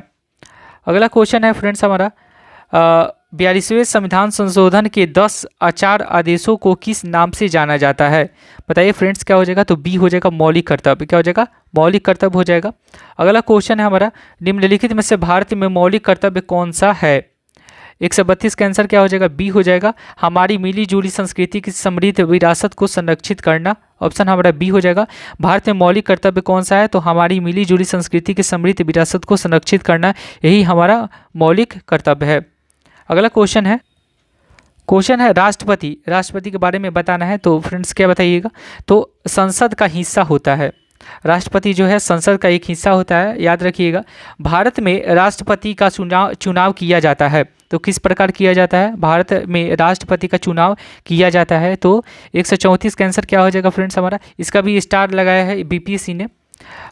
बता देते हैं, अनुच्छेद 55 के 3 के अनुसार राष्ट्रपति का निर्वाचन अनुपातिक प्रतिनिधित्व पद्धति के अनुसार एकल संक्रमणीय हस्तांतरण मत प्रणाली द्वारा होता है। अतः विकल्प बी और सी दोनों सही है, जो कि हमारा बी और सी दोनों सही है, एकल हस्तांतरणीय मत प्रणाली द्वारा और अनुपातिक मत प्रणाली द्वारा। तो यहाँ पे हम ई में बोथ लिख देते हैं, बोथ ए एंड सी। ठीक है, भारत में राष्ट्रपति का चुनाव किया जाता है एकल हस्तांतरणीय मत प्रणाली द्वारा और अनुपातिक मत प्रणाली द्वारा। तो ऑप्शन हमारा ई हो जाएगा, ई का बोथ हो जाएगा, बी सी हो जाएगा फ्रेंड्स हमारा, ए सी हो जाएगा बोथ। अगला क्वेश्चन है फ्रेंड्स हमारा, अगर भारत के राष्ट्रपति के चुनाव में कोई विवाद है तो उस विवाद को सौंपा जा सकता है। तो 135 का आंसर क्या हो जाएगा फ्रेंड्स हमारा? सी हो जाएगा, भारत के सर्वोच्च न्यायालय को। भारत के राष्ट्रपति के चुनाव में कोई विवाद है तो उसे भारत के सर्वोच्च न्यायालय के पास हम ले जा सकते हैं, ले जाया जा सकता है। भारत के राष्ट्रपति को उसके पद से हटाया जा सकता है। तो ये किसके द्वारा हटाया जा सकता है फ्रेंड्स? तो 136 का आंसर हमारा क्या हो जाएगा? डी हो जाएगा, संसद द्वारा हटाया जा सकता है, प्रधानमंत्री द्वारा नहीं, भारत के मुख्य न्यायाधीश द्वारा नहीं, और न ही लोकसभा के द्वारा। तो संसद द्वारा हटाया जा सकता है। क्वेश्चन है, केंद्र सरकार में उच्चतम नागरिक सेवा अधिकारी कौन है? तो क्या हो जाएगा? मंत्रिमंडल सचिव हो जाएगा, ऑप्शन बी हो जाएगा। केंद्र सरकार में उच्चतम नागरिक सेवा अधिकारी कौन है? मंत्रिमंडल सचिव होता है। अगला क्वेश्चन है हमारा फ्रेंड्स, भारतीय संविधान में केंद्रीय सरकार की अधिशासी शक्तियों को किसमें निहित किया गया है? तो 138 का आंसर हमारा ये हो जाएगा, केंद्रीय मंत्रिमंडल, ऑप्शन सी हो जाएगा, केंद्रीय मंत्रिमंडल हो जाएगा। भारतीय संविधान में केंद्रीय सरकार की अधिशासी शक्तियों को किसमें निहित किया गया है? तो केंद्रीय मंत्रिमंडल में निहित किया गया है। ये जो अनुच्छेद 53 का 1 है के अनुसार केंद्र सरकार की अधिशासी शक्तियाँ राष्ट्रपति में निहित है, ऑप्शन याद रखिएगा, अनुच्छेद 53 का ए। अगला क्वेश्चन है हमारा, प्रायः किसकी सलाह पर राज्य में राष्ट्रपति शासन जो है लागू किया जाता है? तो बताइए, 139 का आंसर हमारा हो जाएगा सी, गवर्नर के गवर्नर अगर बोलता है तो उसके आधार पे राष्ट्रपति शासन लागू किया जा सकता है उस राज्य में। अगला क्वेश्चन है फ्रेंड, भारतीय संविधान भारत के राष्ट्रपति को अधिकार नहीं देता है, तो क्या नहीं देता है फ्रेंड्स? तो राज्यों के मुख्यमंत्री की नियुक्ति का अधिकार नहीं देता है। भारतीय संविधान भारत के राष्ट्रपति को अधिकार नहीं देता है राज्यों के मुख्यमंत्री की नियुक्ति करना, राष्ट्रपति का वो काम नहीं है। क्वेश्चन है, भारत के राष्ट्रपति को यह अधिकार नहीं प्राप्त है कि वह 141 का आंसर क्या हो जाएगा फ्रेंड्स हमारा, कि सर्वोच्च न्यायालय के न्यायाधीश को हटाए। मीन्स कि भारत के राष्ट्रपति को यह अधिकार नहीं प्राप्त है कि वह सर्वोच्च न्यायालय के न्यायाधीश को हटा दे। 124 के खंड 4 के अनुसार उच्चतम न्यायालय के किसी न्यायाधीश को उसके पद से तब तक नहीं हटाया जाएगा जब तक साबित कदाचार या असमर्थता के आधार पर ऐसे हटाए जाने के लिए संसद के प्रत्येक सदन द्वारा अपनी कुल सदस्य संख्या के बहुमत द्वारा तथा उपस्थिति और मत देने वाले सदस्यों के कम से कम 2/3 बहुमत द्वारा समर्थित समावेदन राष्ट्रपति के समक्ष उसी सत्र में रखे जाने पर राष्ट्रपति ने उसे हटाने का आदेश नहीं दे दिया है। तो फ्रेंड्स हमारा क्या हो जाएगा, इस भारत के राष्ट्रपति को यह अधिकार नहीं है कि वह सर्वोच्च न्यायालय के न्यायाधीश को हटा दे। अगला क्वेश्चन है, स्वतंत्र भारत के प्रथम राष्ट्रपति थे फ्रेंड्स, क्या हो जाएगा? तो बिहार से थे हमारे डॉक्टर राजेंद्र प्रसाद थे। भारत स्वतंत्र के प्रथम राष्ट्रपति डॉक्टर राजेंद्र प्रसाद बिहार के थे। वह संविधान सभा के अध्यक्ष भी थे और ज्ञातव्य है कि संविधान सभा के अस्थायी सदस्य सच्चिदानंद सिन्हा भी थे। अगला क्वेश्चन है, कौन सा कथन जो है असत्य है, इसमें बताना है आपको, सत्य असत्य बताना है। 143 का आंसर बताना है असत्य। तो राष्ट्रपति पद के लिए प्रत्याशी की आयु कम से कम 35 वर्ष की होनी चाहिए, तो सही है। उपराष्ट्रपति राज्यसभा का सभापति बनता है, ये भी सही है फ्रेंड्स हमारा। तो ये उपराष्ट्रपति का चुनाव भारत का राष्ट्रपति करता है, उपराष्ट्रपति का चुनाव भारत का राष्ट्रपति करता है, ये तो गलत है। भारत के प्रथम राष्ट्रपति डॉक्टर राजेंद्र प्रसाद थे, ये सही है। तो ऑप्शन हमारा सी हो जाएगा फ्रेंड्स हमारा। कौन सा कथन असत्य है? तो सी हमारा असत्य है। अगला क्वेश्चन है, राज्यसभा का सभापति जो है कौन है? तो राज्यसभा का सभापति जो होता है वो उपराष्ट्रपति होता है। ऑप्शन हमारा बी हो जाएगा, 144 का आंसर बी हो जाएगा। अगला क्वेश्चन है हमारा, क्वेश्चन फ्रेंड, भारत का प्रधानमंत्री मुख्य है, तो 145 का आंसर क्या हो जाएगा? बी हो जाएगा, केंद्रीय सरकार का। भारत का प्रधानमंत्री मुख्य है केंद्रीय सरकार का, या केंद्रीय मंत्रिमंडल बोल सकते हैं आप। संघीय मंत्री परिषद के मंत्री उत्तरदायी होते हैं। 146 का आंसर हमारा डी हो जाएगा, केवल लोकसभा के प्रति संघीय मंत्री परिषद के मंत्री उत्तरदायी होते हैं, तो केवल लोकसभा के प्रति। आंसर हमारा डी हो जाएगा फ्रेंड्स। अगला क्वेश्चन है हमारा, मंत्रिपरिषद उत्तरदायी होता है या मंत्रिपरिषद उत्तरदायी होती है? 147 का आंसर क्या हो जाएगा? यह स्टार लगाया है बीपीएससी ने ऐसा। मंत्रिपरिषद उत्तरदायी होती है तो राष्ट्रपति के द्वारा, प्रधानमंत्री के द्वारा, स्पीकर के द्वारा, संसद के द्वारा, तो हमारा बीपीएससी ने इसे स्टार लगाया है। तो फ्रेंड्स ये रहेगा इसका मंत्रिपरिषद उत्तरदायी। मैं अगला वीडियो आऊँगा लेकर इसका सेकंड पार्ट, तो उसमें इसका आंसर बताऊँगा कि मंत्रिपरिषद उत्तरदायी होता है तो ये किसके प्रति उत्तरदायी होता है बताना है। तो इसे रहने देते हैं फ्रेंड्स। 147 का, या अगर आप जानते हैं तो कमेंट बॉक्स में ज़रूर आप शेयर कीजिएगा, नहीं तो मैं बताऊँगा। अभी इसको छोड़ता हूँ, अभी नहीं बताऊँगा। अगला क्वेश्चन है, भारतीय राजनीतिक व्यवस्था में कार्यपालिका डैश के अधीन रहकर कार्य करती है, तो क्या हो जाएगा? तो फ्रेंड आंसर क्या हो जाएगा हमारा? भारतीय राजनीतिक व्यवस्था में कार्यपालिका के अधीन रहकर कार्य करती है विधायिका। ऑप्शन हमारा बी हो जाएगा। आगे बढ़ते हैं क्वेश्चन फ्रेंड्स। क्वेश्चन है, भारत की संसदीय व्यवस्था के विषय में निम्नलिखित में से कौन सा वाक्य सही है? कौन सा हमारा सेंटेंस सही है इसमें से बताना है। तो क्या हो जाएगा आंसर फ्रेंड्स हमारा? विधायिका न्यायपालिका के प्रति जवाबदेह है, विधायिका कार्यपालिका के प्रति जवाबदेह है, विधायिका एवं कार्यपालिका के दोनों स्वतंत्र है, और राष्ट्रपति न्यायपालिका के प्रति जवाबदेह है। तो उपयुक्त में से क्या होगा? एक से अधिक और एक से अधिक नहीं। तो देखिए, चलिए देखते हैं। शासन प्रणाली की समानता 2 पत्तियाँ होती हैं, संसदीय और अध्यक्षीय। भारत में ग्रेट ब्रिटेन का अनुसरण करते हुए संसदीय शासन व्यवस्था को अपनाया गया है, जो कि हमारा संसदीय शासन व्यवस्था को किस देश से अपनाया गया है? तो ग्रेट ब्रिटेन से, याद रखिएगा। और संसदीय शासन व्यवस्था में व्यवस्थापिका के सदस्य ही कार्यपालिका का गठन करते हैं तथा कार्यपालिका व्यवस्थापिका के प्रति उत्तरदायी होता है। जो कार्यपालिका होता है वो व्यवस्थापिका के प्रति उत्तरदायी होता है। और संसदात्मक शासन व्यवस्था में कार्यपालिका विधायिका द्वारा नियंत्रित होती है तथा राष्ट्रपति न्यायपालिका के प्रति जवाबदेह होती है। राष्ट्रपति न्यायपालिका के प्रति जवाबदेह नहीं होता है, अतः विकल्प ई सही उत्तर है। तो आंसर फ्रेंड्स हमारा कौन सा हो जाएगा? उपयुक्त में से कोई नहीं हो जाएगा, क्योंकि हमारा कार्यपालिका जो है वो व्यवस्थापिका के द्वारा हमारा जवाबदेही होती है प्रति, इसमें से कोई नहीं होगा। विधायिका न्यायपालिका के प्रति जवाब नहीं, विधायिका कार्यपालिका के प्रति जवाबदेही नहीं, विधायिका एवं कार्यपालिका दोनों स्वतंत्र हैं। और राष्ट्रपति, ये भी गलत है, राष्ट्रपति न्यायपालिका के प्रति जवाबदेही होती है नहीं। ये जो है हमारा दिया हुआ था कि राष्ट्रपति जो न्यायपालिका के प्रति जवाबदेह नहीं होता, अतः ये विकल्प हमारा सही है। अगला क्वेश्चन है फ्रेंड हमारा 150वां, भारत का प्रधानमंत्री किसके प्रति जवाबदेह होता है? तो बताना है, तो ऑप्शन हमारा सी हो जाएगा, लोकसभा के प्रति जवाबदेह होता है। भारतीय संविधान के अनुच्छेद 75(3) के अनुसार मंत्रिपरिषद सामूहिक रूप से लोकसभा के प्रति उत्तरदायी होता है। चूँकि प्रधानमंत्री मंत्रिपरिषद के प्रमुख होते हैं, अतः वे भी लोकसभा के प्रति उत्तरदायी होते हैं। तो फ्रेंड्स हमारा याद रखिएगा ऑप्शन क्या हो जाएगा, भारत का प्रधानमंत्री किसके प्रति जवाबदेह होता है? तो लोकसभा के।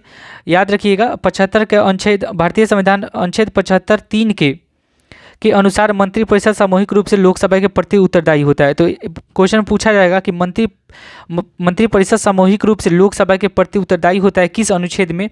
तो 75 के 3 में होता है, याद रखिएगा। तो फ्रेंड्स हमारा 150 जो है हमारा ये क्वेश्चन हमारा आज का खत्म होता है यहीं पे, और मैं कल 150 के आगे लेकर और 150 क्वेश्चन और लाऊंगा, जो कि 300 क्वेश्चन होंगे, 300 क्वेश्चन होंगे हमारे ये इंडियन पॉलिटी, भारतीय राज्य व्यवस्था में। तो फ्रेंड्स मेरा वीडियो कैसा लगा? अगर अच्छा लगा तो प्लीज़ लाइक एंड सब्सक्राइब जरूर कीजिएगा फ्रेंड्स, और अपने फ्रेंड्स को ज़रूर शेयर कीजिएगा, और ज़रूर कमेंट बॉक्स में जो भी हो आप लिख सकते हैं, बता सकते हैं कि मैंने कैसे पढ़ाया या मेरा कैसे पढ़ाने का तरीका कैसा है, और जो भी क्वेरी हो आप व्हाट्सएप पे पूछ सकते हैं, कोई दिक्कत नहीं है फ्रेंड्स। तो चलिए फ्रेंड्स नेक्स्ट वीडियो में मिलता हूँ। Thank you friends.